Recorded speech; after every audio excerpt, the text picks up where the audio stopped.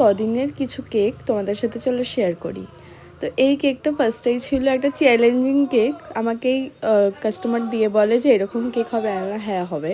তো করে দিই, আর কাস্টমারের সত্যি খুব ভালো লাগে। তারপরে ছিল এই কেকটা যে আমি কত রিভিউ পেয়েছি, যে সবাই আমাকে বলছে কেকটা কত কিউট। এই কেকটার আবার একটা অর্ডারও চলে এসছে, তোমরা ভাবতে পারছো। মানে সবই সিমিলার কেক। এই কেকগুলোর না টিউটোরিয়াল বা কিছু ওরকম ভিডিও নেওয়া হয়নি, তাই জন্য আমি একটা শর্ট টাইপের ভিডিও করেছি। তোমরা জানাবে তোমাদের কোন কেকটা সবথেকে বেশি ভালো লাগলো। আর তোমরা যদি আমাকে অর্ডার করতে চাও, আমাকে ইনস্টাগ্রামে মেসেজ করতে পারো। আর মম টুবির কেকটা দেখছো, আমি ছোটো ছোটো পা, ছোটো ছোটো জামা সব কিছু বানিয়েছি ব্লু আর পিঙ্ক কালারের। তো এই অর্ডারগুলো ছিল সবই প্রায় 2-3 দিনের মধ্যেই। তারপর আমার এইটা 2 পাউন্ডে 2 টায়ার কেকেরও অর্ডার ছিল।